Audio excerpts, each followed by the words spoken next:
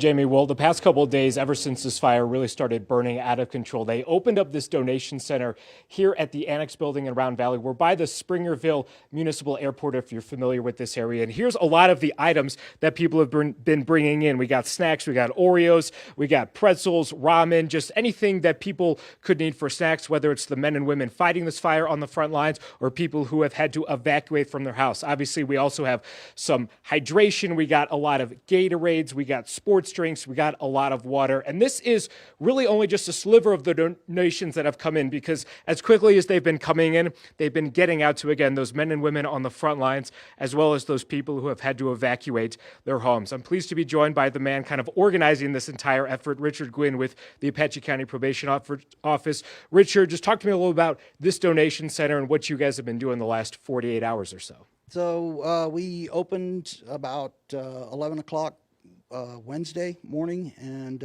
we started receiving donations within like 30 minutes of when we opened, from community members bringing water and Gatorade and stuff for the guys out in the field doing their thing. And so we chose this location because it's kind of central to town. It's got a good pass through, and it's out of the way of their operational areas. And so we pulled. I've got 5 of our other probation staff in here helping us, and we pulled them in. And so we're taking names and numbers of people who are bringing stuff in, and then we're pushing it out. Every time the deputies come back in from the road, and the PD officers, we're loading them up with water and drinks and stuff. And then as they're out in the field, they come across fire crews and stuff sitting around there handing off stuff too. So we're sharing it out, and we've been supporting crews up at the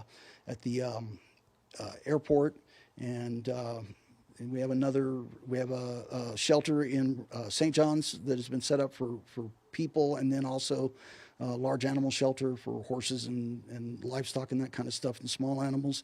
And then we have a secondary shelter that the community kind of put together in Alpine, so we've been shuttling stuff back and forth to them as well. So it's we're just trying to address as many needs as we can, and the folks in the community have been great. They, hey, what can we bring?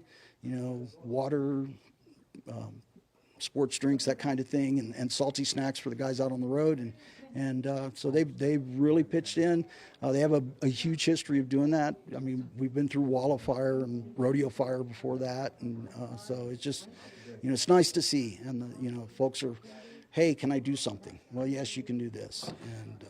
And I know you live on the other side of town. Some of the probation staff live in those evacuation zones. How would you say all of you guys in this community are doing a few days now into this fight? You don't want to say you're taking it in stride, but you deal with the things you can deal with, and then you just move through the rest. Everybody's in good spirits. We've got a lot of support within the local community. The fire crews, they know their business. They've been, the initial attack on this when it blew up in Greer was great. So they managed to get a kind of shifted in the right direction. And so they were all over it. And, if we could just get a north wind, we'd be good. So we'll pass along, if you're listening, Holly, I think he's asking you to do that. But we'll have much more from the donation center and here in Apache County coming up the rest of the night, and we'll explain how people down in the valley can help during this time as well. But Jamie, we'll send it back to you. I bet crews are so appreciative of those donations, Zach. Thank you. All right.